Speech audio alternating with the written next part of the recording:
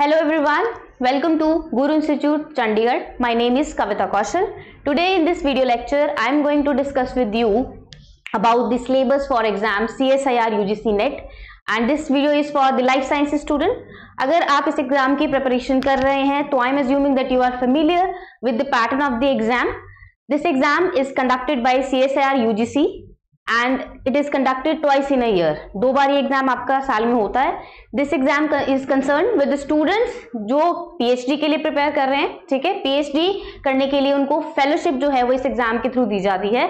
That is for the junior, that is known as the junior research fellowship, right? As well as this exam is also useful for the students who aspire to become an assistant professor someday. So for that the lectureship is also provided with this exam, right? So you have two motives if you are preparing for the exam. First, you are an aspirant for the PhD program. Second, you want to become an assistant professor.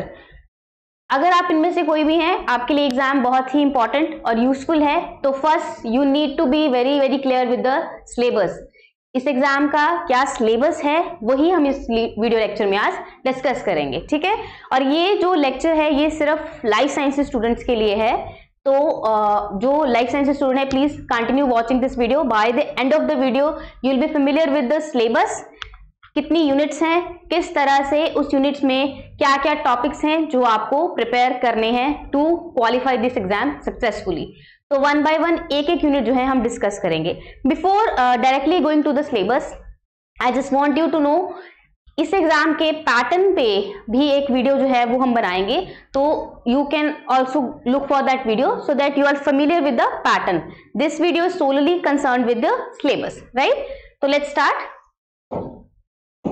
देखिए, जो आपका exam का syllabus है वो इस तरह से oriented है कि सब कुछ आपको पूछा जाएगा लाइफ साइंस की फील्ड से. तो यू हैव 13 डिफरेंट मॉड्यूल्स. ठीक है, ये जैसे आपको 6 दिख रहे हैं वैसे ही आपके आगे 13 up to 13 different modules you have this. ठीक है, तो आपके पास 13 अलग अलग जो है वो मॉड्यूल्स हैं जिनको आपने पढ़ना है.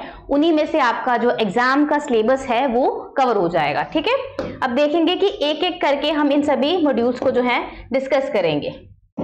First one is the molecules and their interaction relevant to the biology. इस वाले यूनिट में, ये आपका फर्स्ट यूनिट है एग्जाम का, ये यूनिट आपका बेसिकली बायोकेमिस्ट्री से डील करता है. ठीक है, यहाँ पे जो आपको लाइनर दिख रहा है या आपको जो टॉपिक का नाम दिख रहा है, basically this is exactly to the syllabus given by the CSIR UGC. पर इसको जब आप सिलेबस को देखेंगे तो आपको समझ आ जाएगा कि ये जो आप मॉलिक्यूल और उनकी इंटरेक्शन की बात कर रहे हैं, this is basically nothing but your biochemistry. देखिए, जैसे आपका स्टार्टिंग यहाँ से फर्स्ट देखिए, the structure of atom, molecules and the chemical bonds. Atom का स्ट्रक्चर, मॉलिक्यूल कैसे बनते हैं, केमिकल बॉन्ड कैसे बनते हैं. ठीक है, अब ये जो है क्योंकि आप लाइफ साइंसेस की बात कर रहे हैं तो ये बायोलॉजी ऑर्गेनिज्म के कंटेक्स्ट में पूछा गया है. ठीक है, next, composition and structure and function of the biomolecules. जो बायोमॉलिक्यूल्स हैं वो किस तरह के होते हैं आपके, देखिए आपके कार्बोहाइड्रेट्स हैं, लिपिड्स हैं, प्रोटीन्स हैं, न्यूक्लिक एसिड्स हैं एंड विटामिन्स हैं. ये सब आपके क्या है, बायोमॉलिक्यूल्स हैं. तो उनका कॉम्पोजिशन कैसा है, स्ट्रक्चर कैसा है, फंक्शन कैसा है, इस बारे में आपको पूछा जाता है. स्टेबलाइजिंग जो आपकी इंटरैक्शंस हैं. ठीक है, देखिए कौन कौन सी इंटरैक्शंस हैं, van der Waals forces, electrostatic interactions, hydrogen bonding, hydrophobic interaction. ये जो आपकी इंटरैक्शंस हैं, these are responsible for the formation of the basically compounds, right? तो इन इंटरैक्शन के बारे में आपने पढ़ना है. Principle of the biophysical chemistry. अब जो बायोफिजिकल केमिस्ट्री है उसमें क्या आता है आपका, पीएच जो है उसके बारे में पढ़ना है. बफर सिस्टम क्या है, रिएक्शन काइनेटिक्स कैसे चलती हैं, थर्मोडायनेमिक्स जो है रिएक्शन का वो कैसा रहता है, फर्स्ट ऑर्डर रिएक्शन क्या है, जीरो ऑर्डर रिएक्शन क्या है, सेकंड ऑर्डर रिएक्शन क्या है, कॉलिगेटिव प्रॉपर्टीज क्या है. देखिए पीएच पे काफी क्वेश्चंस आते हैं. ठीक है, आपको जो पीके वैल्यू होती है उसको किस तरह से आप निकाल सकते हैं ना, वो पीके कैलकुलेशन क्या होती है और पीएच कैसे कैलकुलेटेड होता है, उस पर काफी क्वेश्चंस आपको मिलते हैं. नेक्स्ट जो है आपका वो है बायो एनर्जेटिक्स. बायो एनर्जेटिक्स में आपकी रिएक्शंस आएंगी, जैसे कि आपकी ग्लाइकोलिसिस हो गई, क्रेब्स साइकिल हो गया. ठीक है, ऑक्सीडेटिव फॉस्फोराइलेशन हो गई, और आपका कपल्ड रिएक्शंस हैं, बायोलॉजिकल एनर्जी ट्रांसड्यूसर्स क्या होते हैं, NADH, FADH है ना, उन सब के बारे में आपको पढ़ना है. उससे नेक्स्ट जो आपका आता है वो है प्रिंसिपल ऑफ द कैटालिसिस मतलब एंजाइम काइनेटिक्स की बात की गई है। This is very very important part, ठीक है। यहां से काफी बार क्वेश्चन जो है वो आपको आ जाते हैं। एंजाइम्स की रेगुलेशन किस तरह से होती है and the mechanism of enzyme catalysis. और लास्ट जो है इसमें है वो आइसोजाइम्स, कि आइसोजाइम्स क्या होते हैं और किस तरह से इनका फंक्शन होता है बायोकेमिस्ट्री में। तो ये जो है आपका यूनिट 1 का पार्ट है। इसके साथ साथ यूनिट 1 में या मॉड्यूल 1 में आपका क्या है, confirmation of the proteins, protein की कन्फर्मेशन मतलब प्राइमरी स्ट्रक्चर प्रोटीन का, secondary, tertiary, even the quaternary one, वो कैसे बनते हैं स्ट्रक्चर, डिफरेंट प्रोटीन के वो स्ट्रक्चर किस तरह से बनते हैं और वो स्ट्रक्चर रामचंद्रन प्लॉट में कैसे लाई करते हैं, है ना। हम पढ़ते हैं ना कि आपके हेलिक्स जो हैं और बीटा शीट्स हैं वो किस तरह से रामचंद्रन प्लॉट में कौन से क्वाड्रेंट में लाई करते हैं, वो सब आपने पढ़ना है। नेक्स्ट आपका आता है सेकेंडरी स्ट्रक्चर, डोमेन, मोटिव्स और फोल्डिंग। ये बेसिकली आपका प्रोटीन जो स्ट्रक्चर है आपकी पेप्टाइड चेन के बाद किस तरह से वो मोल्ड होके प्रोटीन की फॉर्म लेता है, वो सारा इसमें आ जाएगा। नेक्स्ट है confirmation of the nucleic acids, जैसे आपका डीएनए है, आरएनए है, या आपका जेनेटिक मटेरियल है, न्यूक्लिक एसिड है, इसकी कंफर्मेशन क्या है, ठीक है। इसके अलावा आपका टाइप ऑफ द डीएनए भी है, A, D and G type of DNA, ठीक है। फिर आपके जो आरएनएज हैं उनके भी टाइप हैं, स्टेबिलिटी जो है प्रोटीन्स की भी और न्यूक्लिक एसिड्स की भी, उसके बारे में भी आपको पढ़ना है। And the last one is the metabolism, जो आपने बायोमोलिक्यूल स्टार्टिंग में पढ़ने शुरू किए थे उनका एंड में आपने मेटाबॉलिज्म भी पढ़ना है। Carbohydrates, lipid metabolism, amino acid metabolism and the nucleotide and vitamins, ये भी आपने कवर करना है। तो ये सब जो है आपका बायोकेमिस्ट्री का जितना भी पार्ट है ये यूनिट 1 में कवर हो जाएगा, ठीक है। Let's now come to unit 2। Unit 2 है आपका सेलुलर ऑर्गेनाइजेशन। सेलुलर ऑर्गेनाइजेशन में क्या है बच्चे, सेल बायोलॉजी बेसिकली जो आपका है, सेल से कंसर्न जितने भी आपके इवेंट्स हैं वो सारे इसमें इंक्लूडेड होंगे, ठीक है। देखो क्या है, membrane structure, very very important. Plasma membrane जो सेल को कवर करती है, बाउंड्री को, है ना, उसका स्ट्रक्चर आपको पता होना चाहिए, फंक्शंस पता होने चाहिए। और there are different membrane models. जब डिस्कवरी हो रही थी कि मेम्ब्रेन का स्ट्रक्चर किस तरह का है, कि लिपिड और प्रोटीन कैसे प्रेजेंट है, तो उस टाइम डिफरेंट जो है वो मॉडल्स दिए गए थे, उन मॉडल्स के बारे में भी आपने पढ़ना है।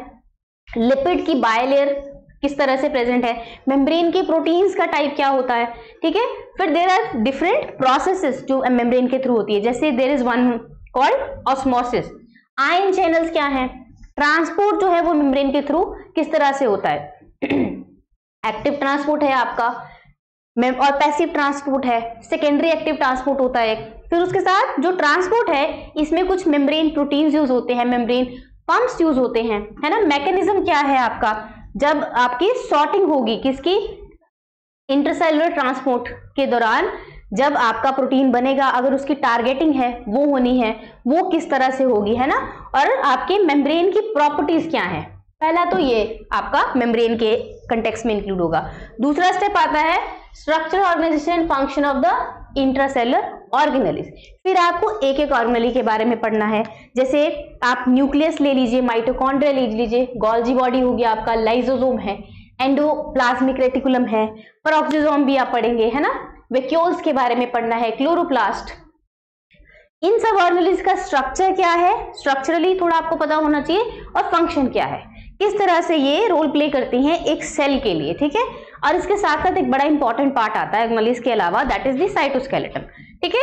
साइटोस्केलेटन एलिमेंट्स क्या होते हैं, वो किस तरह से सेल की इंटीग्रिटी को बना के रखते हैं, वो आपने पढ़ना है। नेक्स्ट क्या है आपका, देखिए ऑर्गेनाइजेशन ऑफ द जीन्स। अब हम सेल के अंदर जो न्यूक्लियस है उसके भी अंदर की बात कर रहे हैं। जीन्स की ऑर्गेनाइजेशन किस तरह से है, क्रोमोसोम्स कैसे प्रेजेंट होते हैं, और प्रोकैरियोट्स में एक सिस्टम होता है जैसे पॉलीसिस्टोनिक एमआरएनए होता है प्रोकैरियोट का, तो उसमें रेगुलेशन के लिए सिस्टम है ओपेरॉन मॉडल, वो आपने देखना है ना। रेपिटेटिव डीएनए क्या है आपका, इंटरप्टेड जीन सीक्वेंस क्या है, जीन फैमिलीज क्या होती हैं, और जो क्रोमैटिन का स्ट्रक्चर है, क्रोमोसोम में क्रोमैटिन डिफरेंट तरीके से प्रेजेंट होता है, एक हेटेरोक्रोमैटिन होता है, एक यूक्रोमैटिन होता है, वो कैसे बनता है, ठीक है। और ट्रांसपोसोन्स भी आपके किस तरह से प्रेजेंट होते हैं, है ना, ये सब के बारे में आपने पढ़ना है। नेक्स्ट आपका पार्ट आता है बच्चा सेल डिवीजन और सेल साइकिल। सेल डिवाइड कैसे कर रहा है, क्या प्रोसेस है, जिसमें आप माइटोसिस मियोसिस पढ़ेंगे। और सेल साइकिल, सेल साइकिल में सबसे इंपॉर्टेंट पार्ट है रेगुलेशन, जिसमें आपके आते हैं चेक पॉइंट्स, जो कि आपका किसमें आएगा, control of the cell cycle के अंडर आएगा। मियोसिस काफी इंपॉर्टेंट पार्ट है। इसका जो प्रोफेज 1 है वो बहुत ही लंबा होता है ना, प्रोफेज में डिफरेंट आपके स्टेप्स हैं, उनके बारे में ध्यान से पढ़ना है। फिर आपका आता है आपकी माइक्रोबियल फिजियोलॉजी। जो माइक्रोबियल फिजियोलॉजी है इसमें ग्रोथ किस तरह से है, characteristic and strategies of the cell, cell का रिस्पॉन्स किस तरह से है ना, माइक्रोब्स के को लेके, वो सब आपने इसमें क्लियर करना है। ये सब आप पढ़ेंगे तो आपका दूसरा यूनिट कवर हो गया, ठीक है। Next unit is fundamental processes. अब ये जो यूनिट है इसमें क्या आता है आपका बच्चे, इसमें आपका कंसीडर होता है मॉलिक्यूलर बायोलॉजी। मॉलिक्यूलर बायोलॉजी मतलब जो आप जाते हो डीएनए लेवल तक, ठीक है। तो सेंट्रल डोगमा जो है आपका, क्या है सेंट्रल डोगमा, डीएनए से डीएनए का बनना, फिर डीएनए से आरएनए का बनना और आरएनए से प्रोटीन का बनना, replication, transcription, translation, everything is included in this unit. इस यूनिट में आप जो फर्स्ट पार्ट है उसमें रेप्लिकेशन के बारे में पढ़ेंगे, रिपेयर, रिकॉम्बिनेशन, जो एरर होती है ड्यूरिंग द रेप्लिकेशन, ठीक है, किस तरह से आपका रेप्लिकेशन फॉर्क बनता है, रेप्लिकेशन की फिडेलिटी कैसे है, एक्स्ट्रा क्रोमोसोमल जो रेप्लिकॉन है वो कैसे बनता है, ये सब आप इस यूनिट में देखेंगे, ठीक है। यहां से जो फर्स्ट पार्ट है इस यूनिट का उसमें से रेप्लिकेशन और recombination are the most important ones, ठीक है। इससे बहुत बार क्वेश्चन आता है और एवरी ईयर इससे क्वेश्चन आएगा ही आएगा। उसके बाद आपका जैसे आरएनए सिंथेसिस है ना, ये ट्रांसक्रिप्शन वाला पोर्शन आ गया।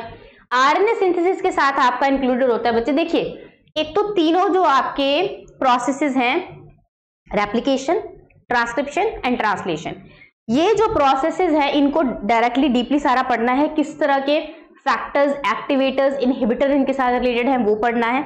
उसके बाद इन प्रोसेसेस का रेगुलेशन, और अगर फर्दर प्रोसेसिंग कुछ और होती है, जैसे यूकेरियोट्स में आरएनए बनने के बाद उस आरएनए की प्रोसेसिंग होती है, ठीक है, वो प्रोसेसिंग इवेंट में कैपिंग है ना, टेलिंग, एडिटिंग, ये सब जो होगा वो सब आपने पढ़ना है। There is one more thing called splicing. Splicing में क्या होता है, इंट्रॉन्स का रिमूवल किया जाता है, तो वो भी आपका इसी यूनिट में कंसीडर किया जाता है, ठीक है।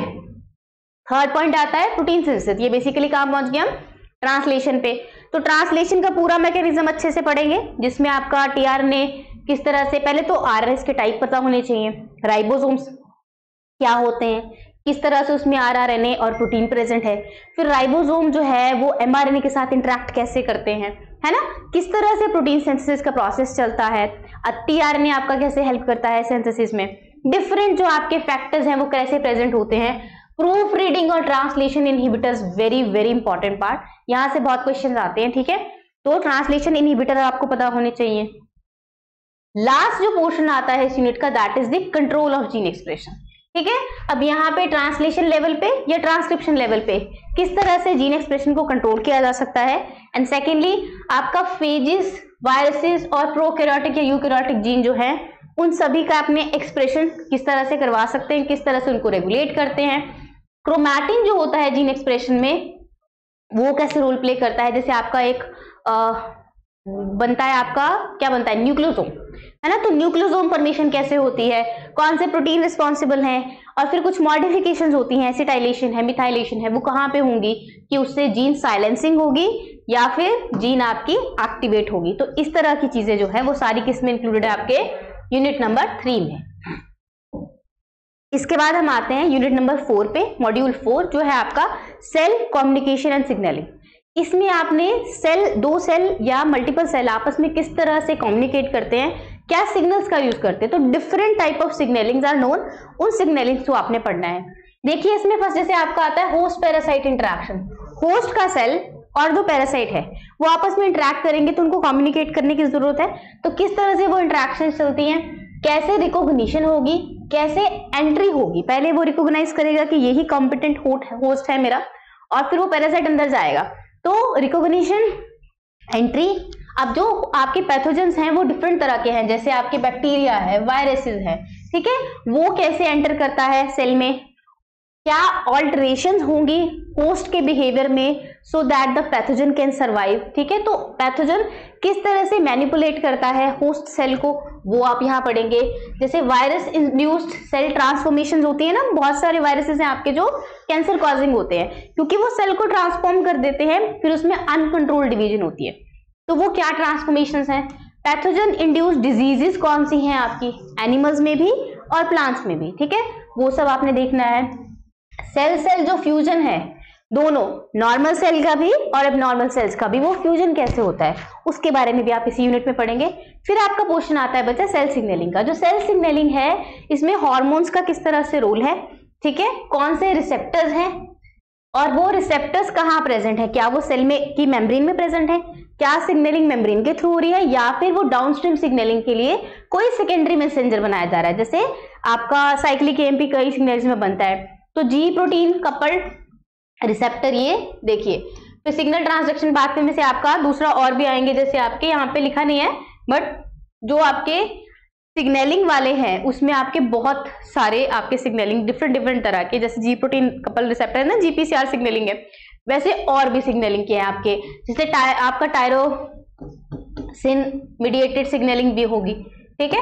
तो वो सारी सिग्नलिंग जो है वो इसी के अंदर आ जाएगी बेसिकली। तो सिग्नलिंग पाथवेज डिफरेंट आपने करने हैं। यहाँ पे आ गया सिग्नलिंग पाथवे की रेगुलेशन, यहाँ पे डिफरेंट सिग्नलिंग पाथवे आप पढ़ेंगे, ठीक है। उसके बाद आपका जो टॉक्सिन्स हैं या फिर लाइट सिग्नलिंग है वो किस तरह से होती है आपकी प्लांट में, बैक्टीरिया में, ठीक है। और सेंसिंग कैसे होती है कि कोई अगर एक्सटर्नल सिग्नल आ रहा है, सेल उसको किस तरह से सेंस करता है, ये सब आपका किस में आ जाएगा, सेल कम्युनिकेशन सिग्नलिंग में। इसके अलावा एक और पार्ट है इस यूनिट का, दैट इज द रेगुलेशन। जो आपका हिमेटोपोइसिस है, ये जर्नल प्रिंसिपल जो होते हैं आपके कम्युनिकेशन के, उनकी रेगुलेशन कैसे हो रही है। दूसरा portion very very important, cell adhesion. यहाँ से काफी क्वेश्चन आते हैं। सेल एडेशन में जैसे आपके जो मॉलिक्यूल्स इन्वॉल्व हैं, जंक्शंस जो हैं आपकी, गैप जंक्शन होगी आपकी, है ना, इस तरह के डिफरेंट जंक्शंस हैं, उनके बारे में आप पढ़ेंगे। एक्स्ट्रा सेलुलर मैट्रिक्स क्या है, और जैसे इसमें इंटीग्रिन है ना, डिफरेंट आपके जो मॉलिक्यूल्स हैं एडेशन के लिए वो भी आप पढ़ेंगे। तो ये सारा किस में आ जाएगा आपका, सेल कम्युनिकेशन और सिग्नलिंग में, प्लस आपका जो न्यूरल ट्रांसमिशन है और सिग्नलिंग है वो भी सारा इसी में इंक्लूडेड होगा। तो सिग्नलिंग वाला आपका हो जाएगा यूनिट। इसके बाद जो है नेक्स्ट इसी यूनिट में एक और पोर्शन आता है आपका इम्यूनिटी का। तो बेसिकली जो ये यूनिट है आपका सेल कम्युनिकेशन एंड सिग्नलिंग, इसमें सेल की सिग्नलिंग के साथ साथ आपका क्या है, पैरासिटिक रिलेशनशिप वाला जो कॉन्सेप्ट है वो भी इसमें आ जाता है, साथ में इम्यूनोलॉजी का कॉन्सेप्ट जो है वो भी इसमें आता है। तो इम्यूनो भी आप इसी यूनिट में पढ़ेंगे। इम्यूनोलॉजी में मतलब जो आप इम्यून सिस्टम पढ़ते हैं, है ना। सबसे पहला जो पोर्शन है वो कैंसर वाला है, जेनेटिक रीअरेंजमेंट कैसे होती है प्रोजेनिटर सेल्स की, ठीक है। ट्यूमर सप्रेसर सेल्स क्या होते हैं, ट्यूमर सप्रेसर जीन्स क्या होती हैं, और कैंसर कॉजिंग जीन क्या होती हैं, ऑन्कोजेनिक जीन्स क्या होती हैं, सेल साइकिल में कौन सा स्टेप अगर क्रॉस हो जाए तो आपका कैंसर फॉर्मेशन हो सकती है, वायरस मीडिएटेड कैंसर्स कौन से होते हैं, है ना। एपोप्टोसिस जो है that is one of the regulatory path, ये प्रोग्राम सेल डेथ है, अगर ये ना हो तो भी आपका कैंसर फॉर्मेशन हो सकता है। तो different reasons for the cancer formation and the therapeutic interventions to control the cancer, ये सब आप किसमें पढ़ेंगे, इसी यूनिट के अंदर पढ़ेंगे, यूनिट नंबर 4 में। इसके बाद आपका इम्यूनोलॉजी का एक्सपैंडेड फॉर्म है एक, दैट इज दी, मतलब सारा इम्यून सिस्टम में से जो जो आपने पढ़ना है वो भी इस यूनिट में आपको मिल जाएगा। इनेट इम्यूनिटी क्या है, अडैप्टिव इम्यूनिटी क्या है, सेल्स और मॉलिक्यूल जो आपके इन्वॉल्व हैं इनेट और अडैप्टिव इम्यूनिटी में वो आपने पढ़ना है। फिर आपकी एंटीजेनिसिटी क्या होती है, इम्यूनोजेनिसिटी क्या होती है, टी बी सेल्स क्या होते हैं, एंटीबॉडीज क्या होती हैं, जैसे यहाँ पे काफी कुछ है, मोनोक्लोनल एंटीबॉडीज हैं आपकी, इंजीनियरिंग करके आप जो बनाते हैं ना, हाइब्रिडोमा टेक्नोलॉजी से बनाते हैं ना मोनोक्लोनल एंटीबॉडीज। फिर आपके यहाँ से क्वेश्चन आता है, देखिए एमएचसी मॉलिक्यूल, एंटीजन प्रोसेसिंग के बाद एंटीजन प्रेजेंटेशन होती है ना, वो देखेंगे। बी और टी सेल की डिफरेंशिएशन किस तरह से होती है, ये भी इंपॉर्टेंट पार्ट है, ठीक है। यहाँ से एक और इंपॉर्टेंट पार्ट है टॉल लाइक रिसेप्टर्स, ये भी इम्यून सिस्टम में होते हैं, टीएलआरस, है ना। ये डिफरेंट आपके माइक्रोब्स के जो सेल एंटीजन है उनको रिकॉग्नाइज करते हैं। फिर आपके इन्फ्लेमेशन किस तरह से होती है। फिर एक और पार्ट आता है हाइपर सेंसिटिविटी, ये बड़ा इंपॉर्टेंट है, हाइपर सेंसिटिविटी कैसे होती है ना, कैसे एक जो आपका सिस्टम है वो किसी एलर्जन के लिए हाइपर सेंसिटिविटी शो करता है, कौन सी एंटीबॉडीज इन्वॉल्व हैं, ऑटो इम्यूनिटी क्या होती है, और कुछ आपको डिजीजेस पढ़नी है, ठीक है, जैसे आपकी ट्यूबरकुलोसिस हो गई, मलेरिया है, ठीक है, HIV है, और आपका कुछ और इम्यूनोडेफिशिएंसी और ऑटो इम्यून डिसऑर्डर्स, इनके बारे में आप सारा किसमें पढ़ेंगे, यूनिट नंबर 4 में पढ़ेंगे, ठीक है। नेक्स्ट देखिए जो यूनिट नंबर 5 है, this is like one of the very very important units, ठीक है। इस यूनिट से आपको पार्ट सी में बहुत सारे क्वेश्चंस मिलते हैं, ठीक है। पार्ट सी जो है उसमें आपको किस तरह से आपका साइंटिफिक एप्टीट्यूड बेसिकली वो चेक किया जाता है, ठीक है। आपको बड़े बड़े से क्वेश्चन आते हैं जिसमें कोई एक साइंटिफिक प्रॉब्लम होगी जिसका सोल्यूशन आपको मतलब आउट ऑफ द 4 ऑप्शन आपको सिलेक्ट करना है। वहां पे डेवलपमेंट बायोलॉजी के जैसे अराउंड 6 to 8 क्वेश्चन आपको हमेशा मिल ही जाएंगे। तो यह देखिए इसमें क्या क्या इंपॉर्टेंट है। देखिए बेसिक कंसेप्ट पहले आपको पढ़ने हैं। बेसिक कंसेप्ट्स में क्या आता है, पोटेंसी क्या है सेल की, ठीक है, कमिटमेंट क्या होता है, स्पेसिफिकेशन क्या होता है, ये सब क्या है, ये छोटी छोटी चीजें जो आप स्टार्टिंग में पढ़ते हैं। इंडक्शन, कंपिटेंस, डिफरेंशिएशन, डिटर्मिनेशन, जब ये एक सेल डिटर्मिन हो जाए कि अब मुझे मसल सेल ही बनना है ना, स्पेसिफिकेशन और कॉम्पिटेंस ये सब पढ़ेंगे। कमिटमेंट क्या होती है सेल के लिए, सेल लिनीजेस के बारे में थोड़ा आपने पढ़ना है कि स्टेम सेल्स किस तरह से बनते हैं, है ना, साइटोप्लाज्मिक डिटर्मिनेंट्स क्या होते हैं, म्यूटेंट्स क्या होते हैं, इम्प्रिंटिंग क्या है, और कौन सी जो आपके म्यूटेजेंस हैं थोड़ा थोड़ा उनके बारे में भी इसमें दिया गया है, ठीक है। और ट्रांसजेनिक जो आपकी एनालिसिस है डेवलपमेंट में वो देखेंगे। इसके बाद आता है आपका दूसरा part, that is gametogenesis, fertilization and early development. यहां देखिए सबसे पहले गेमीट की फॉर्मेशन, फिर 2 गेमीट्स का आपस में फ्यूजन, फर्टिलाइजेशन के इवेंट्स, ठीक है, एक जैसे आपका पॉलीस्पर्मी है उसको प्रिवेंट कैसे किया जा सकता है वो सब भी इसी में इंक्लूडेड है। Double fertilization in case of plants, ठीक है, जाइगोट फॉर्मेशन, क्लीवेज के type, very very important, cleavage के टाइप पूछे जाते हैं, ठीक है। फिर जैसे जैसे आप आगे आगे मूव करेंगे डेवलपमेंट बायोलॉजी में तो क्या होता है, देखिए पहले ब्लास्टुला फॉर्मेशन है, फिर आपका गैस्ट्रुला फॉर्मेशन, ठीक है, जर्म लेयर, कौन कौन सी जर्म लेयर से कौन कौन से ऑर्गन्स बनेंगे वो सब, फिर एम्ब्रियोजेनेसिस में आपका किस तरह से मतलब एक पैटर्न है जिसके थ्रू आपका जो एम्ब्रियो है वो डेवलप होता है, वो सारा किस में आएगा आपका डेवलपमेंट बायोलॉजी में, ठीक है। इसके अलावा जैसे जैसे आपका डेवलपमेंट चलता है मॉर्फोजेनेसिस चेंजेस, है ना, चेंजेस आते हैं, मॉर्फोलॉजी चेंज होती है, और साथ में आपका ऑर्गेनोजेनेसिस होगी, ठीक है। तो यहाँ पे आपके 2-3 इंपॉर्टेंट चीजें हैं, जैसे आपका डिक्टियोसिलियम है, इसमें डिफरेंशिएशन आपने पढ़नी है, ठीक है। ड्रोसोफिला में आपने पैटर्न फॉर्मेशन पढ़ना है। चिक और आपका एम्फीबिया जो है इसमें भी आप क्या पढ़ेंगे, पैटर्न फॉर्मेशन। ऑर्गेनोजेनेसिस जो है वो सारा पढ़ेंगे। ऑर्गेनोजेनेसिस में आपने क्या पढ़ना है, vulva formation in the C elegans, very very important part, question आता है, ठीक है। आई लेंस का इंडक्शन कैसे होता है वो देखना है। लिम्ब की फॉर्मेशन कैसे होती है टेट्रापॉड में वो देखना है, और जो रीजनरेशन है वर्टिब्रेट्स में वो देखना है। ये जो अभी तक मैंने पोर्शन बताया ना ये वाला सारा ऊपर का, this is like the most important part, यहां से क्वेश्चन आना ही आना है, ठीक है। उसके बाद आपका न्यूरॉन्स का डिफरेंशिएशन है, पोस्ट एम्ब्रियोनिक डेवलपमेंट है, लार्वा में मेटामॉर्फोसिस कैसे होती है, एनवायरनमेंट में से रेगुलेशंस जो आपके सिग्नल्स वो किस तरह से आते हैं, और आपका लास्ट पॉइंट आता है सेक्स डिटर्मिनेशन, ठीक है। उसके बाद आपका मॉर्फोजेनेसिस और ऑर्गेनोजेनेसिस इन प्लांट्स, ये आपका प्लांट से रिलेटेड है, जो हमने अभी ये ऊपर पढ़ा ये एनिमल वाला पोर्शन था। प्लांट में रूट और शूट कैसे बनती है, रूट और शूट, मेरिस्टेम क्या होता है, डेवलपमेंट कैसे होती है, जाइलम फ्लोएम जब बनता है तो वो कैसे बनता है, फ्लोरल मेरिस्टेम कैसे बनता है, ठीक है। और आपका डेवलपमेंट इन द अरेबिडोप्सिस, ठीक है, और एंटीरियम, इसमें डेवलपमेंट कैसे होती है, एंड द सेल डेथ का जो मैकेनिज्म है वो प्लांट में किस तरह से है वो सारा आपका कैसे आएगा, इसी में आएगा। तो ये जो आपका पोर्शन है this basically includes the everything about the development biology. It is like a very very important unit of your examination, ठीक है। नेक्स्ट देखिए, नेक्स्ट यूनिट है बच्चा आपका सिस्टम फिजियोलॉजी। अब आपके सिलेबस में सिस्टम फिजियोलॉजी दोनों की है, प्लांट की भी और एनिमल की भी, एंड दोनों की बहुत बहुत इंपॉर्टेंट है, ठीक है। एक एक करके हम दोनों की डिस्कस करेंगे। देखिए प्लांट के केस में आप सबसे पहले पढ़ेंगे फोटोसिंथेसिस के बारे में। फोटोसिंथेसिस क्या है, किस तरह से प्लांट जो है फोटोसिंथेसिस की प्रोसेस करता है, डार्क लाइट रिएक्शन, आपके जो मॉलिक्यूल्स है कौन से बनते हैं, एनर्जी किस फॉर्म में बनती है ना, ये सब आपने किस में पढ़ना है, फोटोसिंथेसिस में। C3 प्लांट्स क्या है, CO2 फिक्सेशन क्या है, C4 प्लांट्स क्या है, कैम प्लांट्स क्या है, ये सारा आपका किस में आएगा, फोटोसिंथेसिस में। फिर आपको होता है रेस्पिरेशन एंड फोटो रेस्पिरेशन, इसमें आपका सिट्रिक एसिड साइकिल आता है, ठीक है। माइटोकॉन्ड्रियल इलेक्ट्रॉन ट्रांसपोर्ट, ये क्या है, ETC जो है आपका वो भी इसी में आएगा। ATP सिंथेसिस, ठीक है, और अल्टरनेट ऑक्सीडेज, और एक और स्टेप होता है आपका photo respiration, this is basically your C2 cycle. तो ये किस में आएगा आपका, रेस्पिरेशन वाले पार्ट में आ जाएगा, ठीक है। नेक्स्ट आपका आता है nitrogen metabolism, very very important. Photosynthesis वाला भी काफी इंपॉर्टेंट है, नाइट्रोजन मेटाबॉलिज्म भी बहुत इंपॉर्टेंट है। यहाँ से आपके नाइट्रोजन की एसिमिलेशन कैसे होती है, ठीक है, नाइट्रोजन को किस तरह से चेंज किया जाता है, नाइट्रेट्स कैसे बनते हैं, बायोसिंथेसिस कैसे होती है, नोड्यूल फॉर्मेशन कैसे होती है, कौन से प्लांट्स हैं, कौन से बैक्टीरिया है जो नाइट्रोजन फिक्सेशन में हेल्प करते हैं, ये सब इसमें आएगा।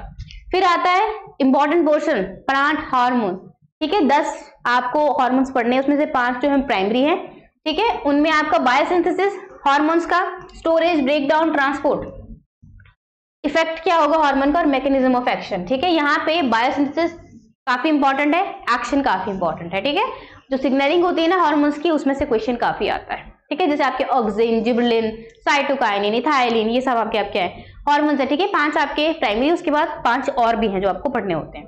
नेक्स्ट आपका आता है सेंसरी फोटोबायोलॉजी, जिसमें फोटोट्रोपिज्म कैसे होता है बेसिकली, यहाँ पे इंपॉर्टेंट है स्टोमेटल मूवमेंट, ठीक है, और आपका फाइटोक्रोम जो है वो किस तरह से काम करते हैं, और फोटो पीरियोडिज्म क्या है, बायोलॉजिकल क्लॉक क्या है, ये भी किस में आ जाता है आपका इसी वाले यूनिट के पार्ट में आता है। तो ये हो गया आपका प्लांट फिजियोलॉजी, ठीक है। नेक्स्ट आपका होगा एनिमल फिजियोलॉजी, तो देखते हैं कि एनिमल फिजियोलॉजी में किस तरह से आपका सिलेबस है। देखिए जो सिस्टम फिजियोलॉजी है, सिस्टम फिजियोलॉजी जो है इसमें हम क्या पढ़ेंगे, शुरू हम करते हैं ब्लड सर्कुलेशन से, ठीक है।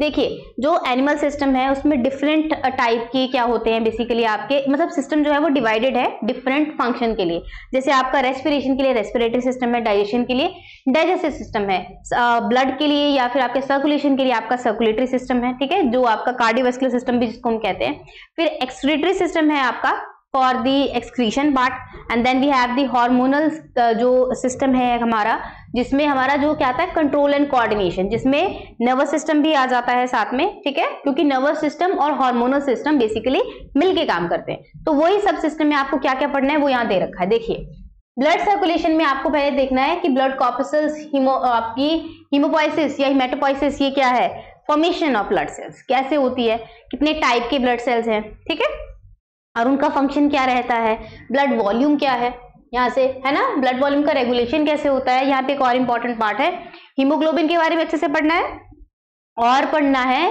कि जो ब्लड ग्रुप्स हैं वो कैसे, डिफरेंट ब्लड ग्रुप्स कैसे हैं, किस तरह से वो प्रेजेंट होते हैं, ठीक है, इम्यूनिटी के बारे में थोड़ा सा आपने पढ़ना है, और हीमोस्टेसिस के बारे में अच्छे से पढ़ना है, ठीक है। उसके बाद आपका आता है cardiovascular system, this is the important part of this, जो कार्डियक सिस्टम है इसमें जो दोनों है इनमें से ज्यादा इंपॉर्टेंट पोर्शन कौन सा है, कार्डियोवास्कुलर सिस्टम वाला। यहाँ पे हार्ट की एनाटॉमी पढ़नी है, ठीक है, मायोजेनिक हार्ट होता है, स्पेशलाइज्ड टिश्यू कौन से हैं, आपको स्ट्रक्चरली सब कुछ पता होना चाहिए एनाटॉमिकली कि कहाँ पे क्या क्या हार्ट में प्रेजेंट है, जैसे आपका ऐसे नोड है, एवी नोड है, कैसे प्रेजेंट होता है, क्या काम होता है, ठीक है। फिर आपका ईसीजी, इसमें से काफी क्वेश्चन आते हैं, ईसीजी आपका किस तरह से, क्या प्रिंसिपल है, क्या सिग्निफिकेंस है। फिर आता है cardiac cycle, it is also very important, ठीक है, हार्ट को एज अ पंप कैसे यूज किया जाता है। फिर ब्लड प्रेशर, ये भी बहुत इंपॉर्टेंट पार्ट है, और आपका regulation of the heart, neural भी और केमिकल भी, ठीक है, ये आपका कंप्लीट हो जाएगा सर्कुलेशन और कार्डियोवास्कुलर सिस्टम। नेक्स्ट आता है आपका रेस्पिरेटरी सिस्टम, इसमें आपका लंग्स के बारे में आप अच्छे से पढ़ेंगे, पहले तो एनाटॉमी पढ़नी है, ठीक है, और कंपैरिजन में आपने क्या पढ़ना है, respiration in different species, anatomy भी आपको कंपैरिजन में ही पता होनी चाहिए ज्यादा, that is much useful. Transport of gases, किस तरह से O2 और CO2 का ट्रांसफर जो है वो सर्कुलेशन में होता है। उसके बाद एक्सचेंज ऑफ गैसेस कैसे होता है, वेस्ट एलिमिनेशन किस तरह से होता है, and the last part is control, regulation कैसे होता है आपका, न्यूरल और हार्मोनल दोनों तरफ से रेगुलेशन कैसे होता है रेस्पिरेटरी सिस्टम का। हर जो सिस्टम आप एनिमल फिजियोलॉजी में पढ़ेंगे वहां पे आपने रेगुलेशन जो है वो देखना ही है, हार्मोन और as well as neural regulation. Next आपका आता है बच्चे नर्वस सिस्टम, नर्वस सिस्टम में न्यूरॉन्स का एक्शन कैसा है। न्यूरॉन्स पहले तो आपको एनाटॉमिकली पता होना चाहिए कि न्यूरॉन्स में क्या क्या प्रेजेंट होता है ना, फिर न्यूरॉन्स किस तरह से काम करते हैं, किस तरह से न्यूरल स्पाइक जनरेट होता है, मतलब आपका एक्शन पोटेंशियल, ठीक है। फिर आपको पता होना चाहिए कि नर्वस सिस्टम में है क्या क्या, ब्रेन है, स्पाइनल कॉर्ड है, पेरिफेरल नर्वस सिस्टम क्या है, ठीक है, सेंट्रल नर्वस सिस्टम क्या है आपका, ऑटोनॉमिक नर्वस सिस्टम क्या है, उन सब के बारे में पता होना चाहिए, ठीक है। और साथ में कंट्रोल किसका, मसल टोन का और पोस्चर का, कैसे ये कंट्रोल जो है बॉडी करती है, ये आपको पता होना चाहिए। इसी में आपका इंक्लूड होता है सेंस ऑर्गन, ठीक है, विजन, हेयरिंग, ये आपको पता होना चाहिए। एक और आता है टेक्टाइल, टच रिस्पॉन्सेज, जो आप उनमें न्यूरल कंट्रोल किस तरह से होता है ये आपको पता होना चाहिए। फिर आता है एक्सक्रीटरी सिस्टम, नेक्स्ट सिस्टम है ये। यहाँ पे कंपैरेटिव फिजियोलॉजी पढ़नी है आपने। जब भी आप एनाटॉमी और फिजियोलॉजी पढ़ेंगे सिस्टम की तो वो कंपैरेटिव होनी चाहिए, डिफरेंट स्पीसीज के अराउंड आपने वो पढ़नी है। Urine formation very very important step, ठीक है। Concentration of the urine waste elimination, फिर मिक्चुरेशन। अब यहाँ पे यूरिन फॉर्मेशन में there is a step of secretion and reabsorption. वहां से काफी क्वेश्चन आते हैं कि कहाँ कौन से पार्ट में आयन रीअब्जॉर्ब होगा, कौन से पार्ट में वाटर रीअब्जॉर्ब होगा, कहाँ से क्या सिक्रीशन होगी, वो आपने बहुत ध्यान से करना है। ब्लड वॉल्यूम कैसे मेंटेन होता है यूरिन के थ्रू, इलेक्ट्रोलाइट बैलेंस क्या होता है और एसिड बेस बैलेंस क्या होता है, ठीक है। ये सारा किसमें आ जाएगा आपका यूरिन फॉर्मेशन में, मतलब आपका एक्सक्रीटरी सिस्टम में। फिर आपका आता है बच्चे थर्मोरेगुलेशन। यहाँ पे कंफर्ट जोन क्या है किसी स्पीसीज के लिए, बॉडी टेम्परेचर क्या होता है, फिजिकल और केमिकल या फिर न्यूरल रेगुलेशन जो है टेम्परेचर की वो किस तरह से होती है, एक्लिमेटाइजेशन बेसिकली अडेप्टेशंस क्या क्या है, कैसे एक पर्टिकुलर स्पीसीज जो है पर्टिकुलर एनवायरनमेंट में अडेप्ट करती है, ठीक है। उसके बाद आपका जो एक पार्ट है स्ट्रेस और अडेप्टेशंस का, वो भी इसमें थोड़ा सा इंक्लूड होता है, ठीक है। फिर आपका नेक्स्ट आता है डाइजेस्टिव सिस्टम। डाइजेस्टिव सिस्टम में भी क्या है बच्चे, डाइजेशन, एब्जॉर्प्शन, डिफरेंट जो आपने जो खाना आप खाते हैं उसमें कार्बोहाइड्रेट, लिपिड्स, प्रोटीन ये सब प्रेजेंट है। इन सब का अलग अलग स्टेप पे कहाँ पे डाइजेशन हो रहा है, कौन से आपको एंजाइम्स चाहिए, और जैसे अगर आपका स्टमक है वहां पे HCl है तो HCl को कौन सिक्रीट कर रहा है। इसी तरह से डिफरेंट एंजाइम कहाँ से आते हैं, कौन सा जूस बनता है, जब फूड बोल आपका इंटेस्टाइन तक पहुंचता है तो उसको क्या कहते हैं, काइम है, काइल है। लिपिड को जब डाइजेशन हो जाए उसके बाद लिपिड एब्जॉर्प्शन कैसे होता है, किस तरह से वो लेक्टिल्स के थ्रू, माइक्रोविलाई के थ्रू जो है वो एब्जॉर्ब होता है ना। ये सब चीजें आपकी किस में आ जाएंगी, डाइजेशन में, ठीक है। नेक्स्ट आता है आपका एंडोक्राइनोलॉजी और रिप्रोडक्शन। यहाँ पे आपको पढ़ना है हार्मोन्स के बारे में। डिफरेंट हार्मोन्स क्या हैं आपके, हार्मोन रिलीजिंग ग्लैंड्स कौन से हैं, कहाँ देखो हार्मोन में आपको क्या कुछ चीजें पता होनी चाहिए। पहला, कौन से ग्लैंड से हार्मोन निकल रहा है, कौन से सेल से सिक्रीट हो रहा है, फिर उसके बाद उस हार्मोन का फंक्शन क्या है, and next thing is the diseases and disorders. अगर वो हार्मोन बढ़ गया या कम हो गया बॉडी में तो आपको क्या तकलीफ हो सकती है वो आपने पढ़ना है, ठीक है। रिप्रोडक्शन जो पार्ट आता है उसमें आपको रिप्रोडक्टिव प्रोसेसेस जैसे कि आपकी गेमेटोजेनेसिस है, ओव्यूलेशन है and there is the menstrual cycle, इनको हार्मोन्स कैसे कंट्रोल करते हैं वो आपने ध्यान से करना है, ठीक है जी। अगला यूनिट जो है आपका unit number 8, that is inheritance biology. देखिए इनहेरिटेंस बायोलॉजी में आपका स्पेशली क्लासिकल जेनेटिक्स का पार्ट होता है इनहेरिटेंस बायोलॉजी। यहाँ पे हम मेंडल के जो कॉन्सेप्ट थे, मेंडेलियन कॉन्सेप्ट वो पढ़ते हैं। सबसे पहला पोर्शन ही आपका क्या है, मेंडेलियन प्रिंसिपल्स, मतलब लॉ ऑफ डोमिनेंस है ना, law of segregation, law of independent assortment, ये सब पढ़ेंगे। उसके बाद आता है कॉन्सेप्ट ऑफ जीन, मतलब अलील क्या है, मल्टीपल अलीलिज्म क्या है, स्यूडो अलील क्या है, कॉम्प्लीमेंटेशन वगैरह क्या है, ये सब। हाँ, यहाँ से भी काफी क्वेश्चन आते हैं कॉम्प्लीमेंटेशन टेस्ट से, ठीक है। उसके बाद आपका आता है एक्सटेंशन ऑफ मेंडेलियन प्रिंसिपल। इस एक्सटेंशन में आप क्या पढ़ते हैं, सबसे पहले को डोमिनेंस, इनकम्प्लीट डोमिनेंस, जो भी मेंडल ने डिस्कस नहीं किया था, है ना। उसके बाद जीन इंटरेक्शंस कैसे होती है, एक आपका आता है एपिस्टेसिस, लियोट्रोपी, मल्टीपल अलील्स की बात करते हैं, है ना। पॉलीजेनिक इनहेरिटेंस होती है, फिनोकॉपी है, linkage very important, crossing over very very important, है ना। इन सब के बारे में बात करते हैं यहाँ पे। फिर कुछ कैरेक्टर्स होते हैं जो आपके माइटोकॉन्ड्रिया से इनहेरिटेड, मतलब मदर से इनहेरिटेड है। फिर आपके कुछ कैरेक्टर्स होंगे विच आर सेक्स इन्फ्लुएंस, कुछ हैं जो सेक्स लिमिटेड हैं, है ना, उन सब के बारे में पढ़ेंगे। फिर आपका आता है जीन मैपिंग। मैपिंग मतलब लोकेशन, जैसे ही लिंकेज की आपका कॉन्सेप्ट लिंकेज का मॉर्गन ने डिस्कस किया था, उसके बाद लिंकेज मैप्स बनने शुरू हुए थे, है ना। स्टुडमेंट ने मैपिंग पे काम करना शुरू कर दिया था। तो लोकेशन, जीन आपका कहाँ प्रेजेंट है, दो जीन के बीच में आपका डिस्टेंस कितना होता है, जिसको रिकॉम्बिनेशन फ्रीक्वेंसी से आप मेजर करते हैं ना, वो चीज किस तरह से निकालना है। और आपको एक कभी कभी एक आपको मैथमेटिकल क्वेश्चन भी आ जाता है कि आप निकालेंगे डिस्टेंस बेसिकली, जो आपका आता है जैसे कि टेट्राड एनालिसिस, ये भी आपका है ना, यीस्ट में जो आप पढ़ते हैं, ये भी आ सकता है।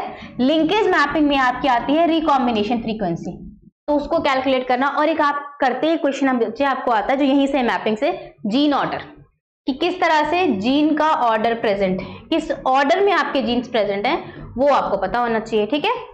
वो सारा मैपिंग में ही है। Even the mapping in the plant population is also include in the syllabus. Next है आपका एक्स्ट्रा क्रोमोसोमल इनहेरिटेंस। ये मैं जो बात करी थी ना कि माइटोकॉन्ड्रिया के थ्रू इनहेरिटेंस कैसे होती है, वो आपकी कहाँ आती है, एक्स्ट्रा क्रोमोसोमल इनहेरिटेंस में। ठीक है, तो ये आपका आ रहा है अभी इनहेरिटेंस बायोलॉजी में। इसके बाद आपका क्या आता है, पोर्शन आता है माइक्रोबियल जेनेटिक्स का। ठीक है, ये वो वाला है जहां से थोड़ा बहुत क्वेश्चन आते हैं, पर ये भी इंपॉर्टेंट है। ठीक है, देखिए जैसे ट्रांसडक्शन हो गया आपका, सेक्सडक्शन है, जेनेटिक ट्रांसफर। ठीक है, आरडीएनए कैसे बना रहे हो आप, mapping of the genes by the interrupted mating. ठीक है, ये सब आप करके जीन की एग्जैक्ट लोकेशन जो है वो माइक्रोब में पता कर सकते हो। फिर ह्यूमन जेनेटिक्स, पेडिग्री एनालिसिस, यहाँ से क्वेश्चन आता ही आता है, काफी बार आता है। पेडिग्री एनालिसिस में जैसे मतलब आप फैमिली ट्री बनाते हो तो वहां पे क्या मतलब कह सकते हो प्रोबेबिलिटी है कि जो कमिंग जनरेशन है उसमें पर्टिकुलर डिसीज होगी या नहीं होगी, है ना, वो हम देखते हैं। जैसे आपकी ऑटोसोमल इनहेरिटेंस है और आपकी सेक्स लिंक्ड इनहेरिटेंस है, ऑटोसोमल रिसेसिव इनहेरिटेंस है, वो सब पढ़ना है। इसी में आपका बच्चे वो भी आ जाएंगे, डिजीजेस भी आ जाएंगे। ठीक है, सेक्स लिंक्ड या फिर दूसरी डिजीज जो जिन्हें जेनेटिक डिसीजेज है वो भी यहाँ पे आ जाएगा। ठीक है, इसके बाद आपके आते हैं क्वांटिटेटिव जेनेटिक्स, जिसमें आप पॉलीजेनिक इनहेरिटेंस की बात करते हो, हेरिटेबिलिटी। ठीक है, क्यूटीएल मैपिंग, ये सब आप यहाँ पे देखते हैं। इसके बाद म्यूटेशंस, क्या टाइप है, क्या कॉज है म्यूटेशन के, लॉस या गेन ऑफ म्यूटेशन से क्या होता है, ऑन्कोजेनेसिस क्या होती है ना, ऑन्कोजेनिक जीन्स क्या होती हैं। फिर आपका जर्मिनल वर्सेस सोमैटिक म्यूटेशंस क्या है, इंसर्शनल म्यूटाजेनेसिस होती है, एक होती है साइड डायरेक्टेड म्यूटाजेनेसिस, वो भी इसमें इंक्लूड की जाती है। उसके बाद आपका आता है structure and numerical alteration of the chromosome. देखो इसमें वो वाली डिजीजेस आएंगी जिसमें अब जीन लेवल पे बात नहीं हो रही, क्रोमोसोम की लेवल पे बात हो रही है। क्रोमोसोम में डिलीशन हो गई, क्रोमोसोम में इंसर्शन हो गई, सब्स्टिट्यूशन हो गई। ठीक है, प्लॉइडी चेंज हो गई, इन्वर्जन, यहाँ से क्वेश्चन आता है, काफी इंपॉर्टेंट है। पैरासेंट्रिक और पेरिसेंट्रिक इन्वर्जन जो होती है वो यहाँ पे है।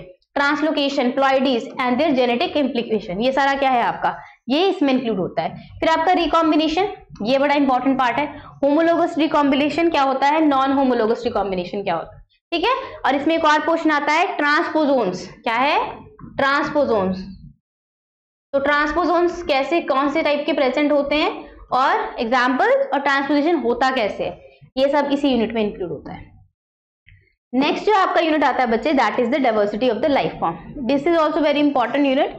यहाँ पे जो है आप ये पढ़ते हैं टेक्सोनॉमी के बारे में, क्लासिफिकेशन के बारे में, और आपका कि किस तरह से प्लांट और एनिमल या फिर माइक्रो ऑर्गेनिज्म को डिफरेंट क्लासेस या डिफरेंट किंगडम्स में किस तरह से रखा गया। ठीक है, कॉन्सेप्ट ऑफ स्पीसीज यहाँ पे पढ़ेंगे आप, क्लासिकल एंड क्वांटिटेटिव मेथड्स पढ़ेंगे टेक्सोनॉमी के, हायरार्की मैनेजमेंट, जैसे आप पढ़ते हैं ना phylum, different phylum, Porifera, Coelenterata, Platyhelminthes, Nemathelminthes, ये सब फाइलम, इनके कैरेक्टरिस्टिक्स जो हैं वो आपको पता होने चाहिए। अगर किसी फाइलम में कोई डिफरेंट चीज है, जैसे प्लैटीहेल्मिन्थ्स में फ्लेम सेल्स होते हैं, तो ये आपको पता होना चाहिए, है ना।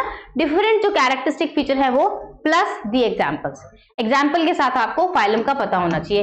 क्लासिफिकेशन किसकी, जो एनिमल की है वो भी, और साथ में आपने कंपैरेटिव एनाटॉमी भी देखनी कि विद दी हायरार्की, जैसे जैसे आप फाइलम में ऊपर जाएंगे चेंजेस कैसे आ रहे हैं, तो कंपैरेटिव आपने एनाटॉमी भी पढ़नी है। ठीक है, एडेप्टिव रेडिएशंस के बारे में भी थोड़ा सा यहाँ पे आपको पता लगेगा जब आप कंपैरेटिव एनाटॉमी पढ़ेंगे। ठीक है, same is the case for the plant. Plant में भी क्या है, इंपॉर्टेंट क्राइटेरिया क्या है क्लासिफिकेशन के, कौन से अलग अलग आपके फाइलम हैं, कौन से प्लांट्स इसमें हैं। जैसे angiosperms are the most advance one, तो उसके नीचे जिम्नोस्पर्म है ना, टेरिडोफाइट है, ब्रायोफाइट्स हैं, वो कैसे कैसे प्रेजेंट है, उनके कैरेक्टरिस्टिक फीचर्स क्या है, ये सारा इसी में इंक्लूड होगा।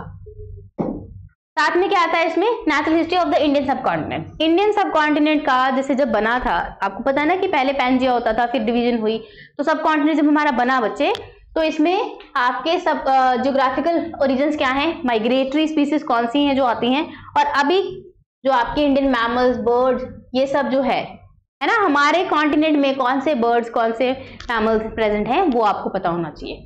फिर आता है organism health and agriculture importance. यहाँ पे जो कॉमन पैथोजेंस हैं या पैरासाइट हैं जो ह्यूमन को क्या कर सकते हैं, इन्फेक्ट कर सकते हैं, डोमेस्टिक एनिमल्स को इन्फेक्ट कर सकते हैं, उनके बारे में आपने पढ़ना है।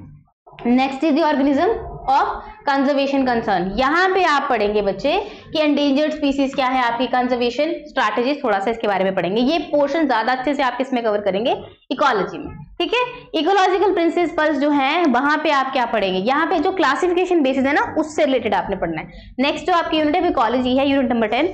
इकोलॉजी में आप देखिए इकोसिस्टम के बारे में अच्छे से पढ़ेंगे, डिफरेंट बायोम्स कैसे होते हैं आपके, ठीक है।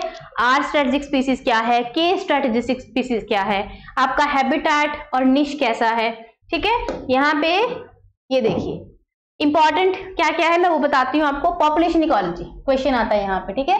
हार्डी-विनबेक प्रिंसिपल, ठीक है, यहाँ पे भी और आपका एवोल्यूशन में भी आता है वो काम में।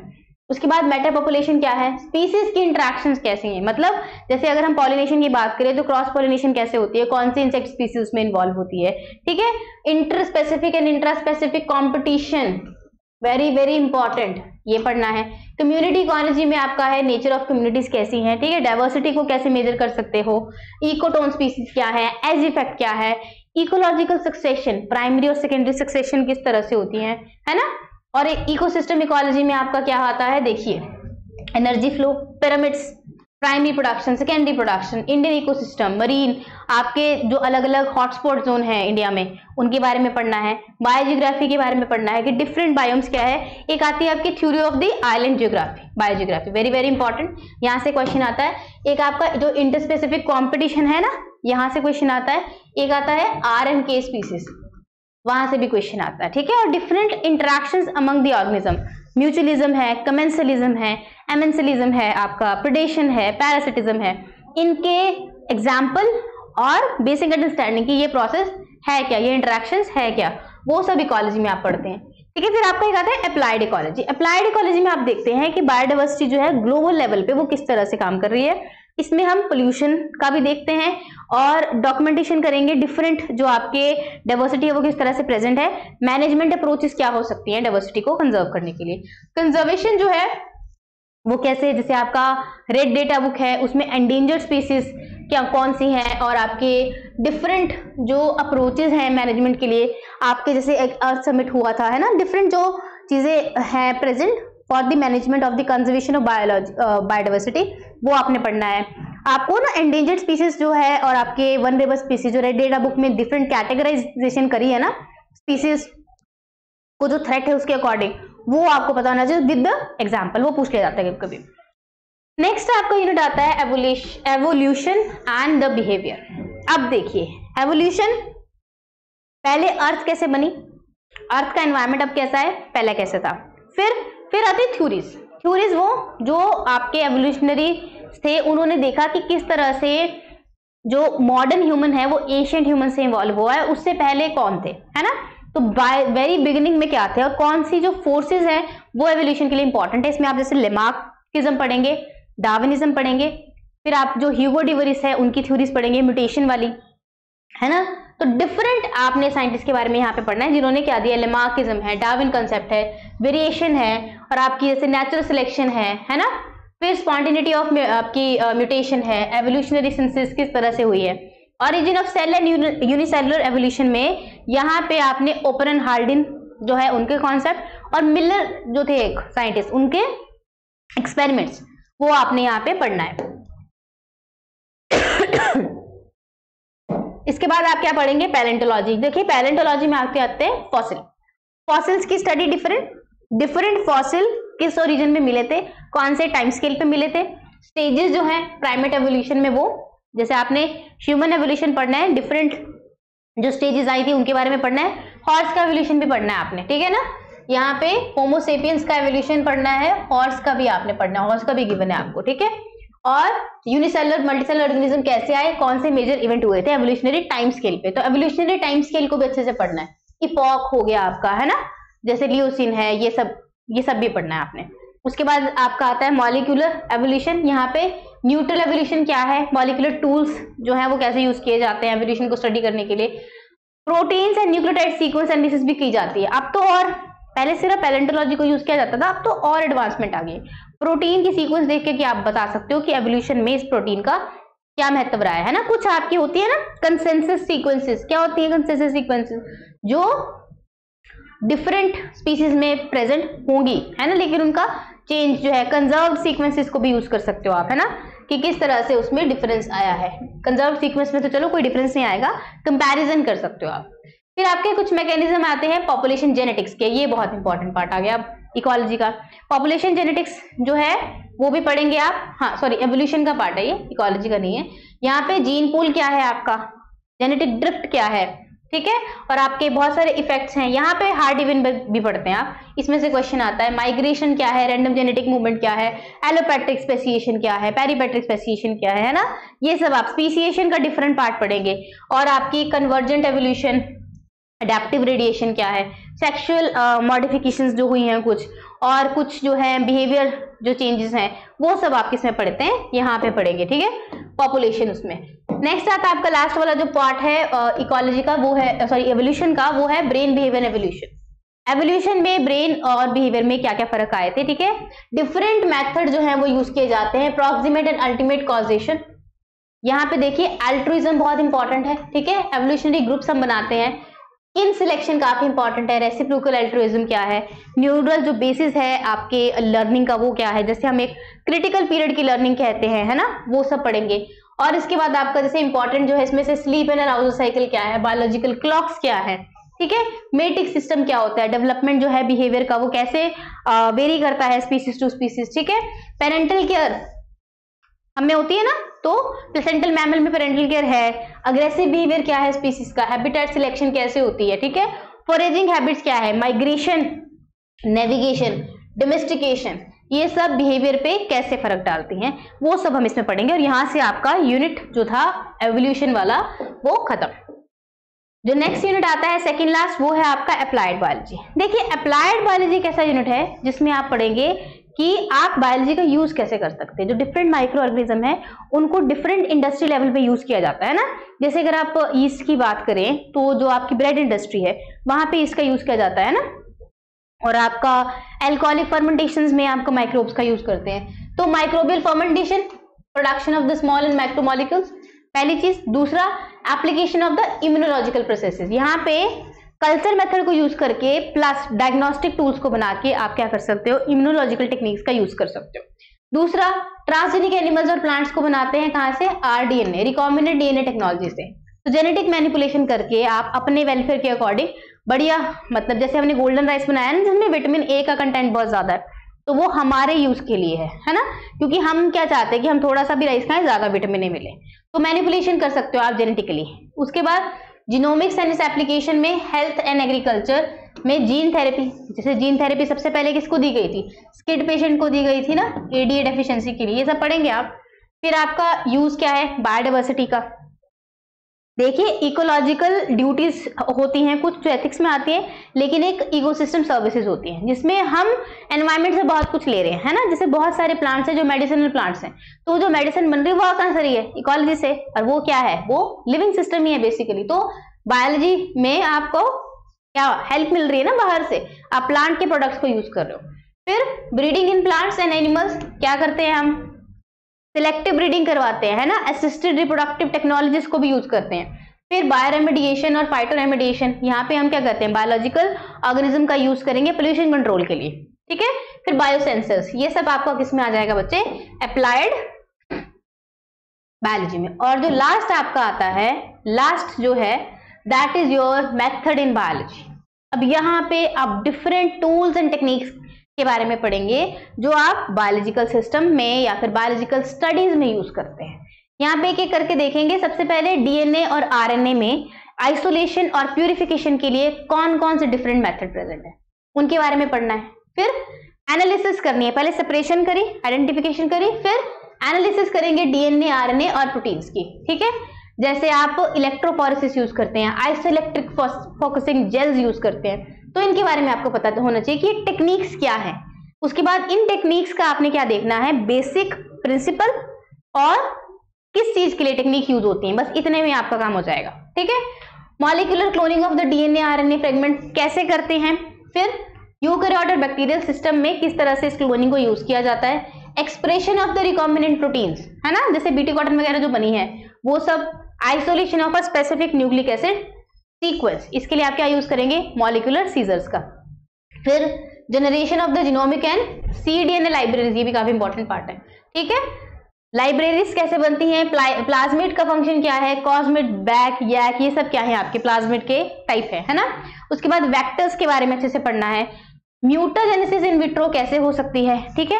डिलीशन के लिए क्या क्या टेक्निक्स हैं, जीन नॉकआउट जो है ना, जीन नॉक इन, ये सब हम करते हैं ना मैनिपुलेशंस, तो ये किस तरह से कौन कौन सी टेक्निक यूज करके किया जाता है। फिर देखिए प्रोटीन की सीक्वेंस को पहचानने के लिए प्रोटीन सीक्वेंसिंग कुछ मेथड्स होंगे, उन मेथड्स के बारे में देखेंगे।